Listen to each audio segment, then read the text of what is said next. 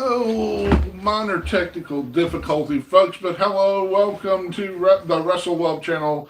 I am the host and creator of Russell Love, Jonathan Miller, and we're here tonight to review and react to live on this channel, once again, with my friend Austin Honecker to live reactions from WWE Bad Blood 2024. It's the return of Bad Blood. Has been gone for a while, but now it's back as a PLE. Uh, yeah, there were about there were 5 or 6 matches. 5 matches. 5 matches, and we're going to talk about them a little bit. Talk about the WWE. If you're watching live, great. If you're not, this will be up right after we get done reviewing the show. I'm here once again with Austin, myself. My dad's over here in the corner eating some beans. He's a bean eater. But yeah, we got the overhead light on because the my other lights died last time, so I went ahead and turned on our so we could be a little bit more well lit in on our makeshift set home place where we watch PLEs. But yes, you can find me on my main channel at John Fun. You can find him at Pro Wrestling Guy 1995 on Instagram, and I believe on YouTube. Or Austin Honecker. Austin Honecker on YouTube. Yep. He sings, he dances, he does a lot of fun stuff on his YouTube channel too. It's not a lot, but he's learning. He's learning. That's all we do in life is learn. Yep. And if we don't learn, we take a chair to your head and then throw you out on the street, Austin. Yep. Okay. We won't do that to him. He's a pretty good guy. Yep.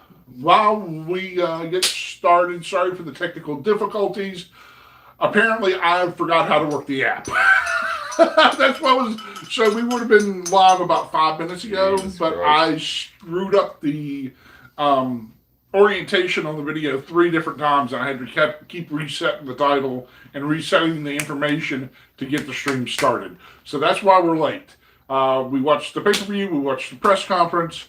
So let this guy, I'm done talking, I'm going to let this guy roll. Okay.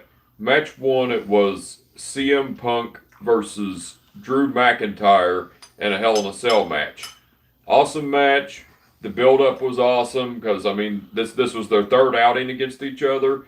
Drew McIntyre went over at SummerSlam. CM Punk went over at Bash in Berlin. Then CM Punk got another victory tonight at Bad Blood. Brutal match. Lots of bleeding. But the ending to the match, CM Punk went over because he had a chain on his knee and hit the GTS on Drew McIntyre and got the victory. Some of the takeaways from this match, funny part of the match was they were busted open, bleeding, and they started wiping the guys down with towels to keep like the blood out of their eyes and just keep some of the blood down. Because I figure someone out there, and no, we're not sponsored by Coke. Nope. he's drinking on the stream again, folks. Yep. But eat beans. Eat beans and drink Coke. But anyways, that I've been distracted. It was just they started toweling the blood off, and people were booing the towel. But I think they only did it once.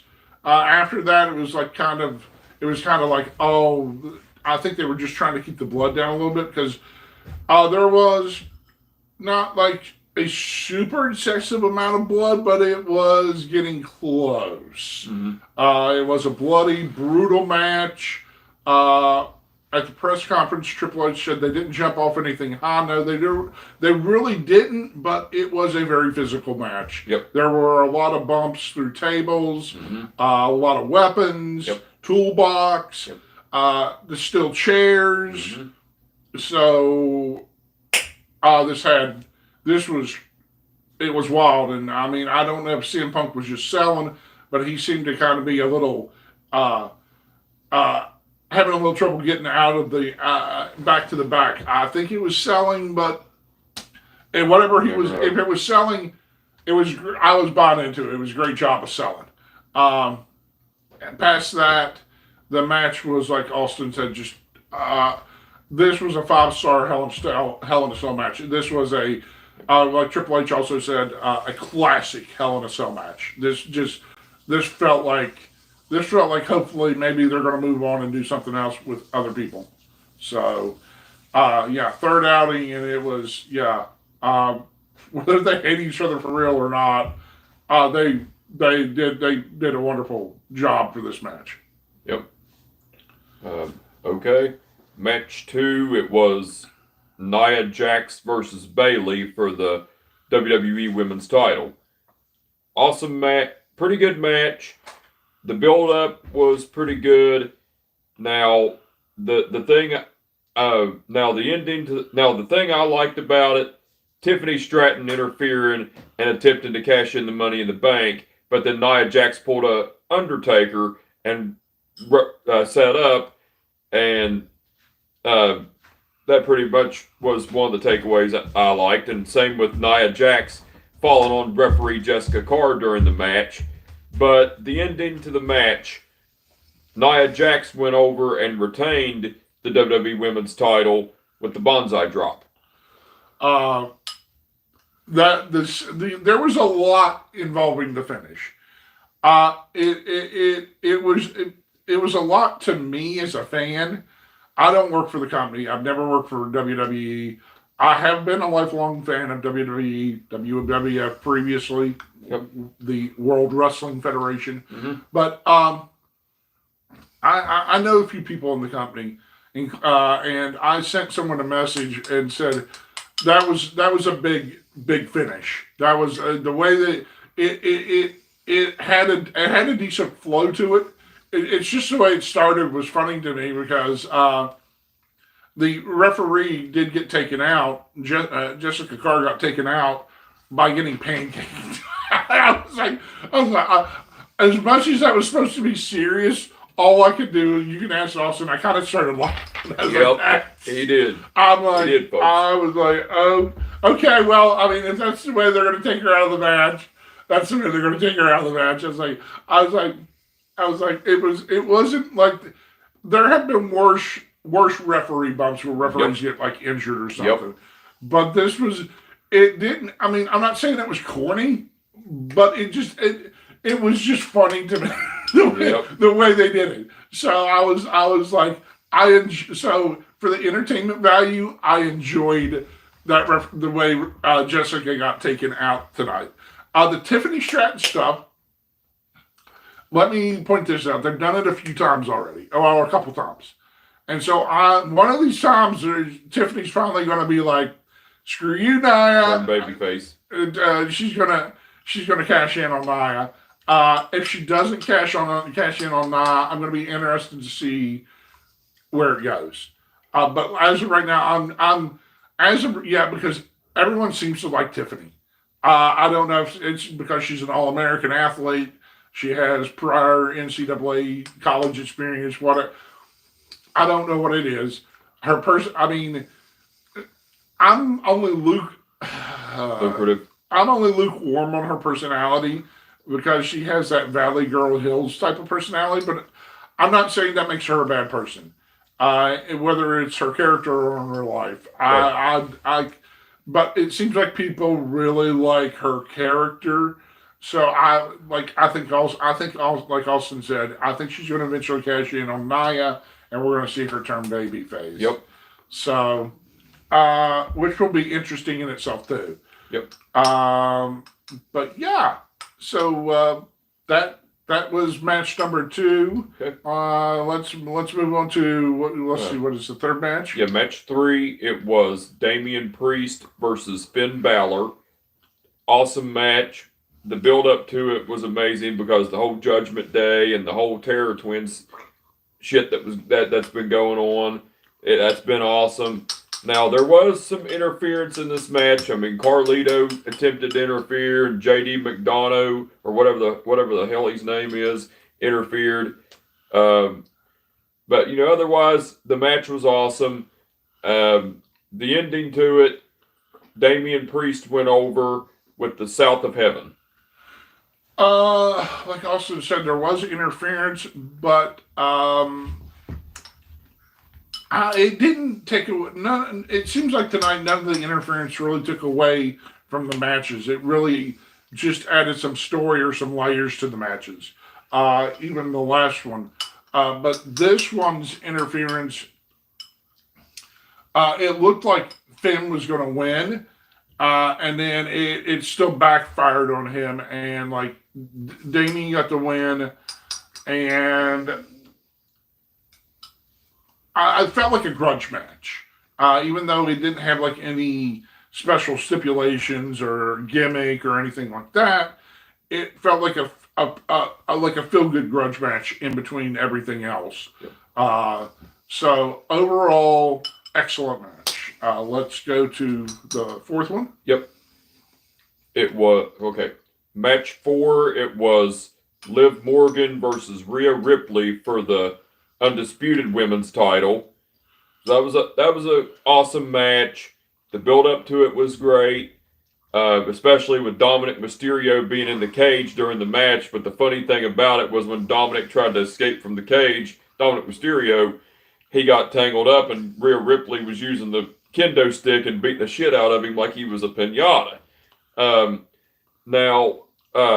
Like I said, the storytelling in this match was awesome, but the ending to the match, Rhea Ripley went over by disqualification due to interference from Raquel Rodriguez. So, however, Liv Morgan retained the undisputed women's title.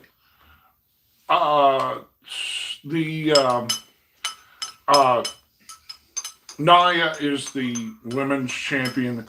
Liv is the world champion. You said the undisputed women's, which is Nia's title, but slight correction. Yes, the match ended with a DQ when Raquel Rodriguez returned, and I mean, they have history, so I'm going to. I mean, she's, I guess, going to be kind of more heat for them. She'll get involved and just help, I guess, keep the Liv Morgan and Dominic Mysterio thing strong. I think she's going to be like a heater and be the muscle for them, and the she'll have Liv and Dom will have her do a lot more of the dirty work, and they get to lay back a little bit, right. which is good because it keeps things progressing. Yep. As for the DQ, okay, it was a little bit. The ending of that match was a little bit wonky because the referee wasn't even in the ring when the bell rang. It was just it was like he went to help Dom, looked over. Raquel Rodriguez is interfering, ring the bell, ding ding ding, and it's like, so the finish was a little bit wonky. Yep. Other than that, it was a good match. It was a excellent match. There was a ripped. Liv Morgan took a riptide on the outside. Dom Mysterio did look like a human pinata, like Triple H short of candy falling out of him. He got whacked to death by Rhea. Yeah, it was pretty wild. But yeah, it was super entertaining, super good. Good match, good overall, super entertaining. All right, we're here, and now it's time for the main. Come on with me. Main event of the evening. Woo! Okay, now match 5, which was the main event, it was Roman Reigns and Cody Rhodes versus the Bloodline, who are Solo Sikoa and Jacob Fatu. Phenomenal match. Build-up was awesome because Cody Rhodes being in the feud with the Bloodline, then Roman Reigns ended up joining the fray, and there was some question there between Cody Rhodes and Roman Reigns whether they were going to coexist or not, but they did coexist in the match. Now, the ending to the match, Roman Reigns and Cody Rhodes went over Because Roman Reigns pinned Solo Sikoa with the spear. There was a lot of storytelling in this match. Yep. Like Triple H said at the press conference, this was a lot of story. Yep. This has been 4 years worth of Roman being champion, him losing the title. Jimmy Uso came back in the match after the bloodline, the current bloodline started interfering, and then boom, Jimmy pops up, acknowledges Roman, helps Roman. A lot of stuff just kept happening. There's seemed, even though, like Austin said, Cody and Roman got along during the match, there was just like a bit of tension. There was just no, it was palatable. You could feel it. It was like, okay. I mean, I think the commentators addressed it too. For the last few, since Cody came back, he's basically been fighting. He'd been fighting to get to Roman Reigns, and so a lot of the people that he went through was Solo Sikoa, Jimmy and Jey Uso, the original bloodline. Yep. So now we're reconnecting the pieces to the original bloodline so that we can get to a showdown with the current bloodline. That's where this is, where we think, Yep. Austin and I think, I'm pretty certain it's headed towards a showdown later this fall At possibly Survivor Series. So that's what we're thinking. But the match, great match. In fact, there was the way they shot it. If you wouldn't, unless you were like in the crowd or at the actual arena, the way they shot Roman and Cody going for the first tag to get to Roman, you would have thought Roman was turning on Cody. But what happened was they kept Jacob Fatu out of frame. And so whenever Cody went to tag for Roman, Roman fell, and it was Jacob Fatu pulling Roman out off the apron. And so until they pulled out, the commentators said, "Oh, Jacob Fatu just pulled." You thought for a second, if you were a person at home, that Roman was getting ready to betray Cody. So they gave you like a tease of like, "Oh, Roman hasn't changed. Roman's still the same person. He's still just a selfish, evil man that's going to screw Cody over and get." But it wasn't. Like I said, they kind of teased it with the way they shot it. I liked that. Overall, the pay-per-view was great. They said this was the 60th WWE sellout this year. WWE is still crushing all the metrics. Right now, while we're talking, there's a UFC pay-per-view going on. I normally don't mention UFC on these shows, but UFC and WWE are both owned by TKO. What about The Rock? Who? Rock. Oh yes. Yeah, you forgot about that after the match. Yes. After the match, Roman and Jimmy have left the ring to Cody. They're starting to walk back. Next thing you know, the current bloodline jumps Cody, starts beating at him. Jimmy's like, "We got to get back for him." He's like, "You're the original crowd," and Roman's kind of shaking his head like, "No." There's like a few seconds of him going, "No, I said I was just going to have his back during the match. I'm still the tribal chief, and I'm still." But and then eventually after a few more seconds, Jimmy's like, let's go do it. And Roman goes, kind of bites his tongue, goes, "Okay, let's do it." Bites his lip and goes, and they run back to the ring, clear the ring of the current bloodline, and so.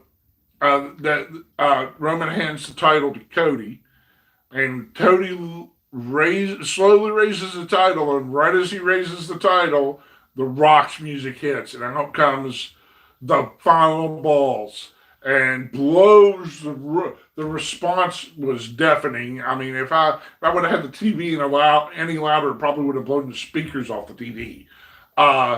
It was loud. He basically pointed at all three of them and said, "You're all basically like all in trouble," and then walked off, and the pay-per-view, and then went to the press conference. But there was a lot covered at the press conference. Once again, WWE is hitting on all metrics. They're selling out. This was the highest gate domestically in the United States ever, and the 60th WWE sellout event with over 1,600 fans in Georgia. Yes. Okay. Another thing, Triple H came out and made an announcement that there was a WWE Crown Jewel title, and the stipulation is the WWE Champion and the WWE World Heavyweight Champion going at it, and then the Undisputed Women's Champion and the Women's World Champion going at it, and as he was making that announcement, Gunther came out and cut a promo, and then Goldberg was in the crowd. Gunther buried Goldberg in the promo, and then Goldberg was coming through the crowd. Security got through there to hold Goldberg back, and then Sami Zayn came out, and a brawl between Sami Zayn and Gunther occurred, and then Triple H ended up raising Goldberg's hand and or raised his arm, and Goldberg celebrated. Yeah, Goldberg got a decent response because he lives in Atlanta. People know he's around Atlanta. I mean, Atlanta's an old WCW town.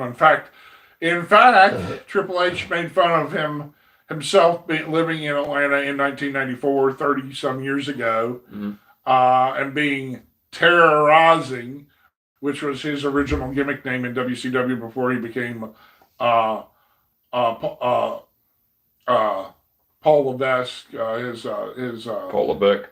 Paul Levesque, and then before he did the Blue Blood gimmick before he came to WWE, WWF. So, but that sums it all up in a nice little bow.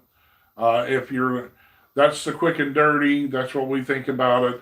There's a lot going on in WWE right now. I say keep tuning in. Right now, group UFC is just massively on fire. If you're a fan or you don't know someone that's a fan, I say if you don't like football or other sports or anything else, it's a good time to watch wrestling or UFC or combat sports because it's really hitting now. And but that does it for myself, Jonathan Miller. Next week is AEW Wrestle Dream, but Jonathan and I, we won't be able to watch it because we're booked for an indie wrestling show. Yep. But we will be back here November 2nd for WWE Crown Jewel. Yep. We're gonna have a little bit of time off. We don't get to do these as often as we'd like, but when we do, we enjoy getting the feedback. We enjoy people watching this. We thank you all for supporting us and supporting this channel and growing this channel. Wrestle Love. If you want to share this link or video, go right ahead. You can find this YouTube channel at wrestle.love, and you're going, what? Yeah, it's got a URL, WRESTLE.LOVE, Wrestle Love, and on YouTube it is just a full word at Wrestle Love. And you're probably wondering what went behind the name. I love wrestling. He loves wrestling. Yep.